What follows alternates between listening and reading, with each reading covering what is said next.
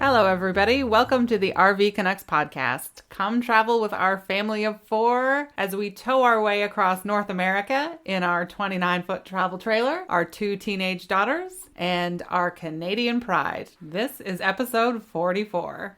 As always, I'm Melina, and I am joined by my husband, Dan. Hello. And today we are very excited to continue the very long series of our RV Connects 2021 Grand Tour, where we'll be talking about Banff National Park.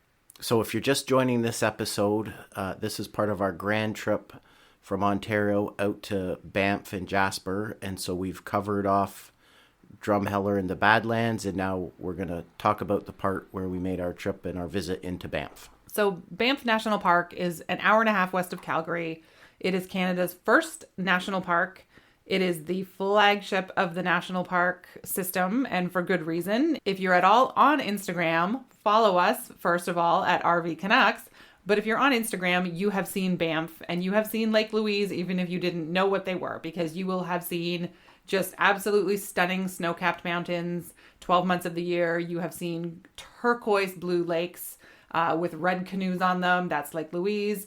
It is one of the gems in North America that I think every person likes to see. I think it's probably the Canadian version of like Yellowstone, or, it's just something really majestic, amazing mountains, amazing town, huge, vibrant outdoors community, fantastic for skiing in the winter. And it is a massive, expansive park. When we talk big, it's like 6,600 square kilometers. It is a UNESCO World Heritage Site, and it is definitely worth the visit for every single person in North America and beyond if you can get to it. On this episode, we've decided to split up Banff and Lake Louise into two episodes because I think they're both deserving of their own, and I think trying to cram it into one episode would just be way too much. So today we're just going to deal with strictly staying in Banff, the trailer amenities, a little bit about the town and the recreation, and then on next episode, we're going to talk specifically about Lake Louise, Lake Moraine, the tea houses, the tea house challenge, and go through a little bit about the outdoor recreation in that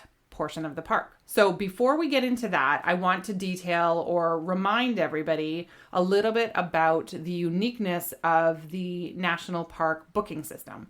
It's a little bit different than you would get in a typical provincial or a state reservation system where typically you have, 5 months to the day of your reservation. You can go on and book and you make your reservation and it's timed and it's very competitive. The national park reservation system is somewhat similar. However, I think it's a little more of an equitable system. And we've talked about this on the podcast before. I also did an Instagram video out about booking it. And I believe I did it in April because that is when reservations open for Banff.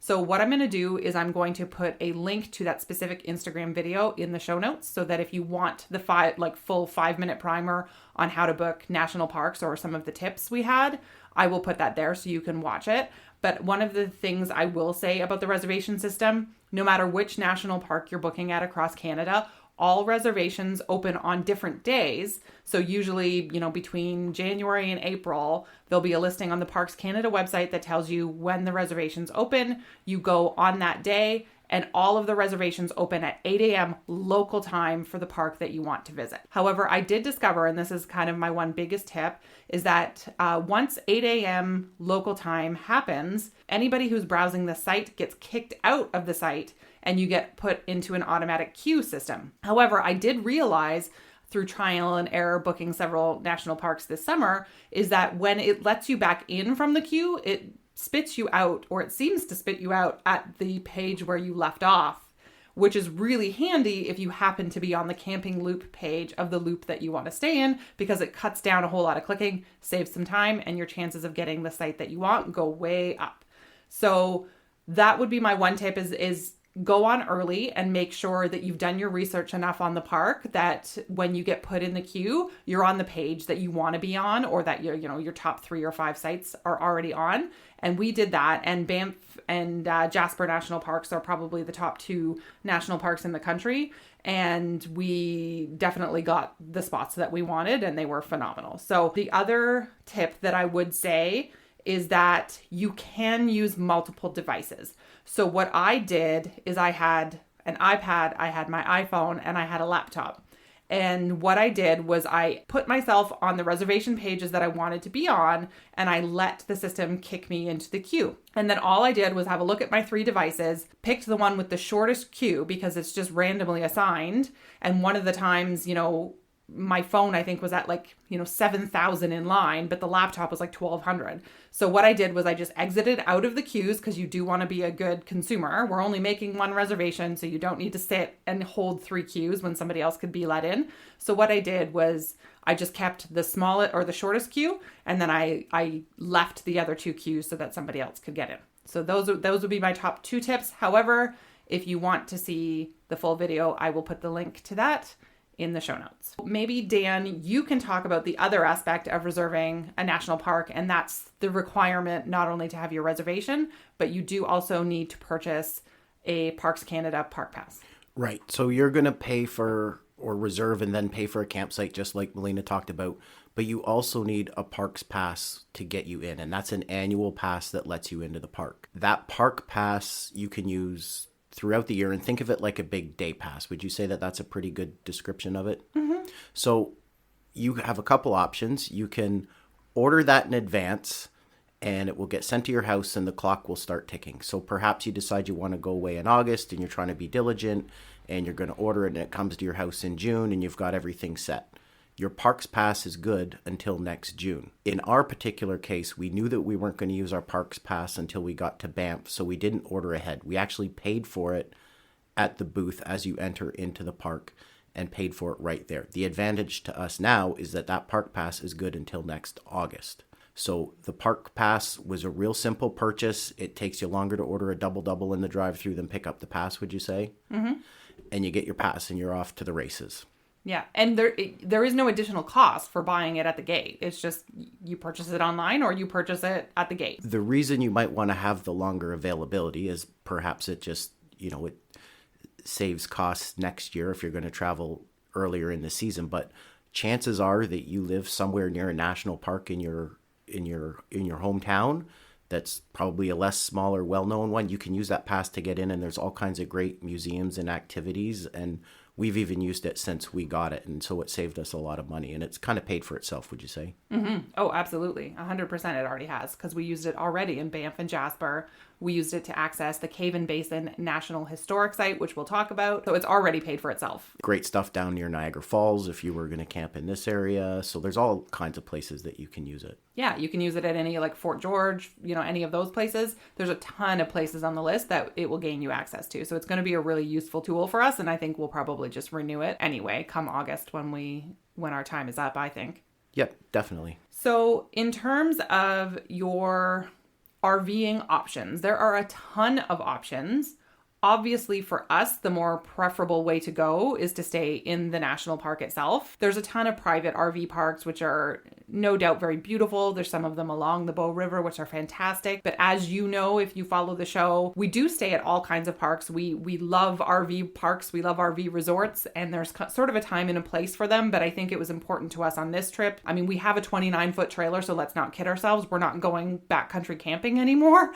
But I think we wanted to have, a little more of that typical provincial park, national park, rustic feel. That being said, there are a couple of options available to you in Banff National Park. So you've got the Tunnel Mountain Campground, which consists of the Tunnel Mountain Trailer Court, the Tunnel Mountain Village 1, and the Tunnel Mountain Village 2. All of them are all right beside each other. There's really no difference, except you're probably going to laugh with my next sentence after I've just qualified the fact that we wanted a more realistic camping experience. However, we chose to stay in the Tunnel Mountain Trailer Court because it is the only one out of the 3 that has full hookups. And I'm all about the bougie shower in my own trailer when I can get them. Definitely. And I think the campsites were pretty well laid out. I would say that they're private in the sense that you can't hear the conversation in the next campground and it's pretty quiet. Not private in the sense that you can probably see all the way down the road and you can see what everybody's outside or inside of their trailer or their RV. Other thing to note is that most of the sites, I guess you would call them a pull-through site. They're parallel to the road. I don't recall seeing any sites where you actually backed in. Do you? No, they're all kind of pull in. So the difference between the village campgrounds and the trailer court is that The trailer court was kind of like Dan says, a pull through, but it was like a very, shallow half crescent where you would just kind of roll in and it was kind of on a bit of an angle, which was fortunate because we could sort of angle the trailer right towards the mountains, which was fantastic. And then I think the village campgrounds on either side of the trailer court are more, it almost looks like, parallel parking. Like you're just kind of pulled up at the side of the road. It's very odd in that sense, but still, the sites are quite spacious, just not a lot of trees between them, not a lot of privacy. Yeah, definitely. So we stayed, and I'm going to give you the best site number that we have ever stayed at. And if we were to stay there again, I would get this site again, site 101. And I basically booked this site just based on the photo views that you get when you go onto the park's website and you just start clicking on sites. The reason that I would choose this site is it's in the very front row. So the rows are parallel to the road, parallel to Tunnel Mountain, and then they go backwards. So we were kind of in the front row right at the road. However, the road, which we didn't find out to my delight until we got there, the road is like graded down a bit. So when you're sitting in the campground, it looks like it's you and the mountains. Like unless a car is driving down that road, which isn't very busy, it's almost like you have the mountains all to yourself. It's like your trailer. You've got a beautiful field in front of you, which was great for like tossing the ball around. And then you've got the mountains. So it was the most beautiful spot, knowing that you're in with a bunch of different people, that it still felt like with the angle of the trailer, like it was very private. A very beautiful view first thing in the morning. Definitely one of my favorite campsites we've ever stayed at. Yeah, and I would highly recommend that. Not every site has got lots of space for throwing a frisbee or tossing a ball. So if you've got kids that like to burn off some energy, it's probably a really great area to do that because they can do it not too far from the trailer and you can keep a good eye on them. Mm-hmm. So in terms of location, all of the Tunnel Mountain campgrounds are located like 3.5 kilometers from Banff itself, from downtown Banff, which is not a long ways. You can walk there in about 40 minutes. There's a couple of trails down the mountain. You can ride a bike. However, make it known that the Tunnel Mountain trailer court is like pretty much halfway up a mountain. So if you walk down, you have to walk back up. If you ride your bike down, you have to ride back up, and it is a slog. Like driving down it, the road is very narrow. There is a small bike lane, but it's almost like a bit of a snaky switchback road, a little bit like quite windy on the way down the mountain. Yeah, I think I'd feel comfortable walking down. I'd feel comfortable walking up. I think, though, you'd have to be aware of your surroundings because you are close to the traffic. Not that it's going fast, but it can get a bit busy.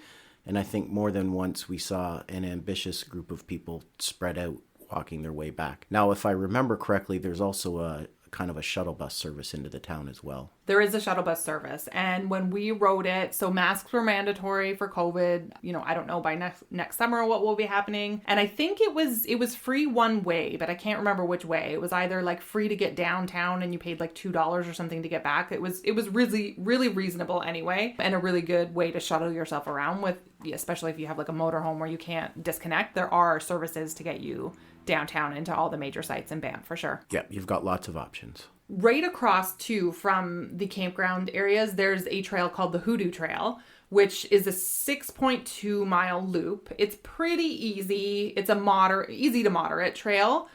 We did not go on that trail, and when you listen to the next episode, you'll find out why, because we just opted for a 15 to 18 kilometer hike the next day, and we were only in Banff for 3 days. So we opted out of the Hoodoo Trail, but it is a beautiful trail, and it's a fairly moderate trail, which you can take right from the campground, which is fantastic. I also did discover while we were there and standing there looking at the Tunnel Mountain lookout and wondering why I couldn't see a tunnel.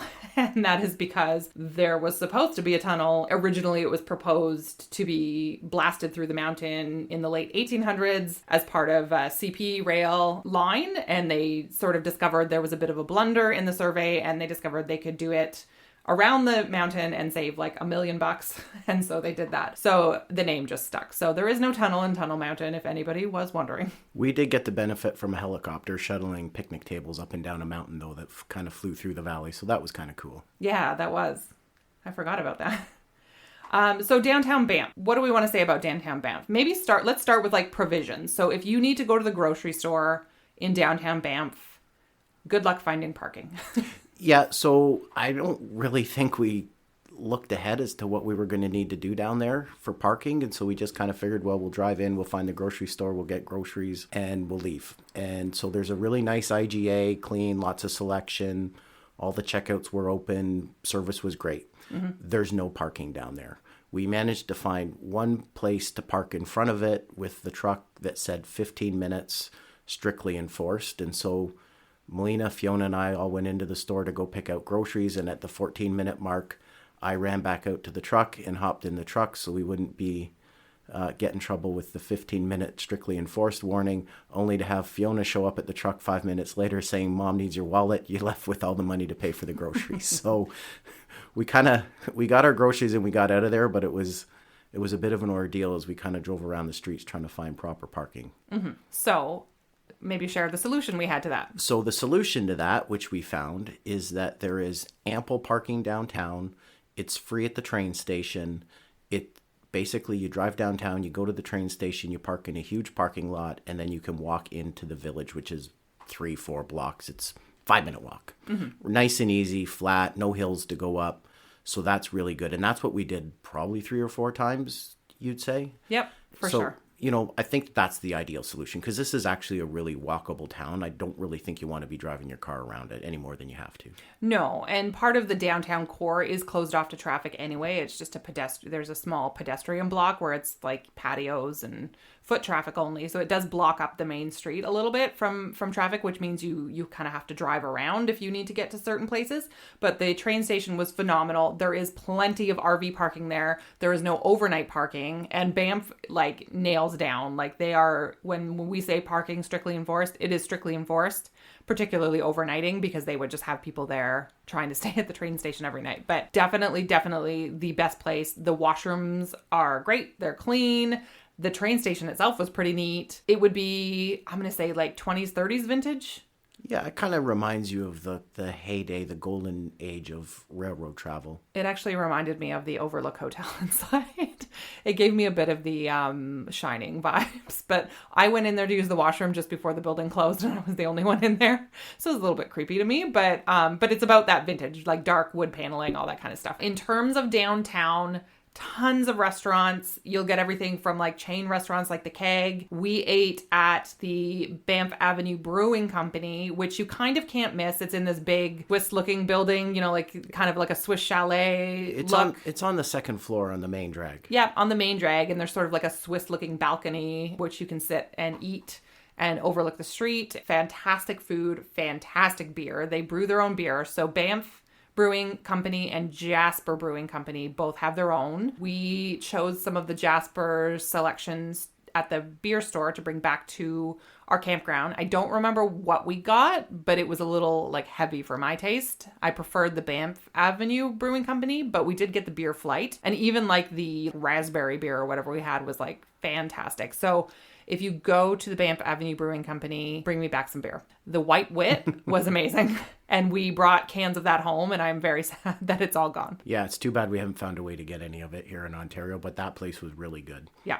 Also the wine store. They had this darling wine store in the basement, with 6-foot ceilings of some store. The best selection of wine I probably have ever seen. And I will look up the name of it to give props to whoever owns it, because it was an awesome wine store. Really unique stuff. You can tell this guy was a connoisseur with what he brought in. It's not your typical Western wines or BC wines only, or LCBO quality. It was really thoughtfully done where these wines came from across the world, and we got some really amazing picks in that store. It's a delightful hole in the wall that's not a lot of square footage, but man, have they packed it with some really great stuff that you can try, and it's not too heavy on your wallet. Mm-hmm. Not too heavy.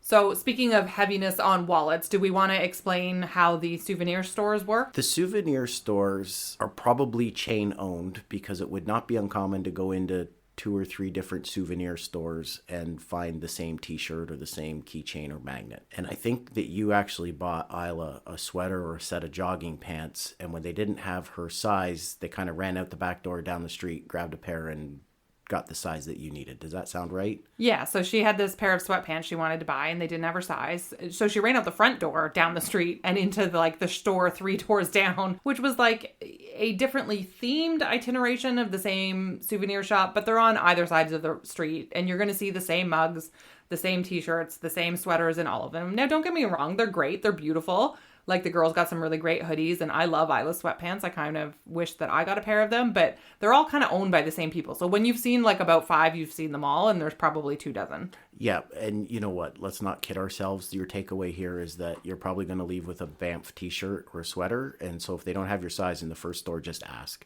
rather than trying to fight your way down through 3 different stores.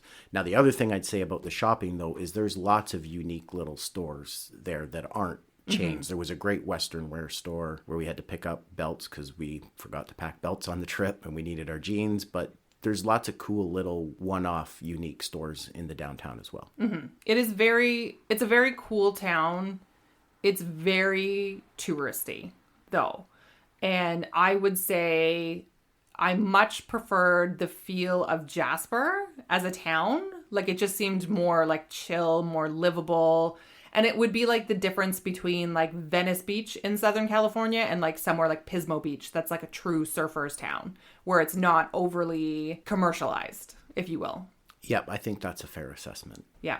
Downtown Banff is, a fairly small footprint, a lot to do. I'm also going to look up and put in the show notes, and I'm sorry that it just occurred to me. Do you remember how good that pizza was? Oh, yeah. That we had in Banff? It was the best pizza I've ever had in my life, and I totally just forgot about it until right now. So it was in a hotel on the end of the Banff Strip. So I am going to put that in there and make sure you have pizza at this joint because it was amazing. It was amazing. The crust was like the best I've ever had. And we'd had a busy day that day. I don't know if we had done the hike or we'd done the horseback riding, but we were hungry that day. Yeah, it was awesome. It was really good. It saved our family. So one word of caution, if you go to Banff, you're probably going to want to go across the river and have a look at the Banff Springs Hotel, which is very famous. It is very old. It is very beautiful. And it is very on a one-way street. So do not think that on your way out of town, you're going to swing by with your trailer in tow or in your motorhome to just have a look, because you will not be able to turn back around. Not that we did that by experience. We actually went by with the truck without the trailer, so it was fine. But we did note that, there's no way you would be getting in here and turning around in this parking lot if you had a rig attached to you. Yeah, and I think if at all you do have to transit the town with your trailer, you're going to get in and you're going to get out, but you have to know that traffic is busy in the town. And I think we were not that far from the downtown, but it still took us a good 20 minutes of sitting in traffic just to come back from that. For sure. So pack your patience. Yeah, absolutely. Do you want to talk about our horse riding adventure? We had an excellent horse riding adventure. So it was Isla's birthday, and there's obviously going to be no birthday party, and we gave her a couple options of doing a gondola ride or doing horseback riding. And so she elected to do horseback riding, which was a really great trail ride. Very helpful staff, very friendly. Horses were nice and tame. It was kind of through the forest and along the river, and I think we just had a great time doing it. I definitely do it again. I definitely recommend it. Yeah, absolutely. They have rides 1, 2, and 3 hours, and I think they also do one where you go out and have like a cookout and a picnic and stuff. We stuck to the 1-hour ride. The girls are not overly familiar with horses, and there was a few of, even me, like I used to ride horses, but I haven't been on a horse in like at least 20 years. So, I mean, there was a few of us that were walking like true cowboys when we got off. It's a bit hard on your joints if you're not used to it, but you just get a really good vantage point of the Bow River, which is beautiful and turquoise, and they do a really good job of giving you a lot of history of the area as well. Yeah, and if you don't have time to get into the backcountry, this is probably the thing that gets you closest to nature quickly to get a feel for it. And the staff was really friendly. The guide at the back I chatted with was a lady from Australia, and she was just coming to the end of her work term here in Canada. So it's really interesting people that you're going to meet. And I would say, if you know anything about us, we travel very, very far on single trips, but we tend to do trips where we might only be in a specific location for 3 or 4 days at a time. So we sort of are very strategic about picking highlights. So we pick highlights of our trip where we can kind of fit in some of the big stuff, some of the famous stuff, and then we make our more detailed list on like when we want to go back and only do Drumheller, or if we want to only do Banff. this is where we want to explore more. So a lot of this is going to be like surface level type information, but that's the way we kind of figure out what is worth doing again, what areas we want to explore more. This is going to be like kind of a general overview of Banff, if you haven't figured that out already. It is, but I feel, and I said this to you several times when we were out there, I really, really enjoyed it. And I feel like it's the kind of place you could drive out there and spend a week or 6 or 7 or 8 days and really have lots of cool stuff to explore in depth and not be bored. And I think that's the sign of going somewhere, is that you want to go back to it. Like you left something on the table that you didn't get to see. So if you're not the dashing travelers that we are, don't be afraid to go out there and make a specific trip just to go to Banff and explore it in depth as well. Mm-hmm. For sure. And I do want to mention the gondola, because that was the other option we gave Isla for her birthday trip. And she chose the horseback riding, which was cool. That was totally fine. But the Banff gondola is a very well-traveled. The elevation at the top of it is like almost 7,500 feet. It takes 8 minutes to get to the top. Up at the top, they have, it overlooks Sulphur Mountain, which was one of the, besides Tunnel Mountain, is one of the 2 largest peaks in Banff. And they have kind of sunset watch parties. It's a great place to watch the sunset. They have a couple of bistros, restaurants at the top. It is not inexpensive. I think it's somewhere around the $50 mark, I think, for an adult to go up the gondola, but definitely worth it. But there's some trails up at the top. You can plan on spending quite a few hours up at the top. And if I remember correctly, it's time of day pricing. Like on weekends, it's probably $60. Middle of the week, it's about $55 for adults, in terms of children's pricing. So children's pricing is half of the adult pricing. So, if it's $57 to go up, it's $28.50 for a child. So for a family of 4, it can be a lot of money, especially if you're planning on eating dinner up there. But it's also a great place for a date night. I'm just saying. It's beautiful up there. Noted. For next time. I think maybe we should talk about climate. Yeah. And this maybe goes back to why we needed to wear our jeans and pick up a belt at the Western store. When we left Ontario, it was like 4,000 degrees Celsius with tons of humidity. And I guess life was busy and we were just kind of assumed that we'd be fine to leave with shorts and we wouldn't really need too much warm clothing. And while it wasn't exceptionally cool when we were in Banff, I wouldn't say it was cold. I think you're going to want to bring a light jacket, a sweater, and a pair of long pants. And you're probably going to have to layer your clothing in such a way that you can dress for the day. And it might be, you might leave early in the morning and it's cold and you need a jacket and a sweater and a hat, and maybe little ones will want their gloves. And by the afternoon, you're stripped down to your t-shirt. So I think you need to plan for a range of clothing options relative to the weather. Mm-hmm. And I will say, we're not new travelers. I grew up in this part of Canada and I don't know, it was a failure. It's like every camping trip you leave home without something. And for us, it was clothes. It was warm clothes. So it was just one of those trips. I kind of feel we were a little bit under the gun to get on the road. We had some stressful stuff happening in our personal lives at that particular time. So it was just like, get everything in the trailer, let's get on the road. So we do normally plan for this kind of stuff. But yes, it is very much, it's never going to hit, 40 degrees. And if it does, it's like for a day. It's just not that type of climate. So layers are your friend, definitely. And bring a sensible pair of shoes. Yeah. Like I wouldn't be afraid of going to Banff. And, if there's something for all levels of fitness, but everybody's going to need a sensible pair of shoes. Yeah. We'll talk about that when we talk about Lake Louise and the variety of footwear we saw on the hiking trails. And Dan's great save. Yes, we'll talk about that next episode. So I want to talk a bit about Cave and Basin National Historic Site, which I mentioned. So while it is inside the park, which you have already paid admission to get in, it also requires admission. However, if you have the park's pass, it's included. Cave and Basin is basically the birthplace of what became Banff National Park. And the reason it's so popular is just because it's a really neat sulfur spring inside a cave. It's very smelly. If you've ever been to a sulfur spring, it is quite smelly, but it is actually really close to downtown, for obvious reasons. That's kind of like we said, the birthplace of the national park. So everything was sort of built around that. So Banff Avenue is the main street in downtown Banff. And if you go down Banff Avenue, across the bridge, across the Bow River, and you turn left, you're going to hit the hotel. You're going to hit the... Banff Springs Hotel? You got it. I got it, folks. The Banff Springs Hotel. Thank you. If you go right, you're going to hit the Cave and Basin and the trail riding. So the Cave and Basin consists of a number of walking trails. There's upper springs and lower springs. The lower spring and the cave has been sort of built up. Like, you can't walk into the cave from the outside. You have to enter the interpretive center.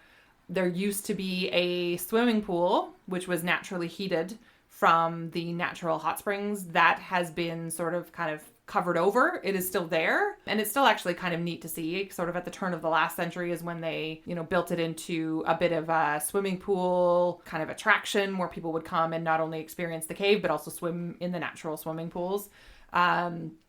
But they've kind of taken what has been the covered over pool and they've turned it into a bit of an interpretive center. You find out about the cave. There's interactive exhibits. There's a great film that plays to show you kind of the natural history of the area and the indigenous peoples and what they use those springs for in terms of like healing waters, etc. There is even some history on the railways that made their way through.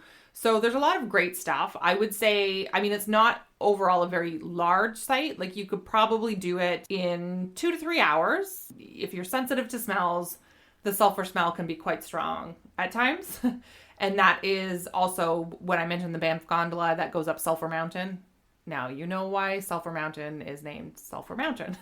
Oh, I know what I want to talk about. There was some crazy snail at the Cave and Basin. There's this endangered snail. There's this endangered snail that's like unique to Canada and the warm waters of like warm sulfur waters. And it's kind of only found in very small numbers. And as you arrive into the interpretive center, there's a guide standing in sort of a natural pool. And when we passed by, they were pointing at something that was kind of floating on some algae in the water. And these snails are the tiniest things I've ever seen. Like, they wouldn't even be, I bet you they'd be about the size of like a pinhead. It was basically classified at risk of extinction somewhere back in the early 2000s. And the Cave and Basin site has done just a fantastic job of maintaining this population of snails, which is also one of the reasons you are no longer allowed to swim in the spring water. Yep, but it was really cool. I think it kind of tied up the end of the day for us. We did it right after the horseback riding. It was like a nice little bow tie on the day. Mm-hmm. Learned a lot about the area and the history, why Banff is the way that it is. So that's kind of a really cool thing to see. Yep, for sure.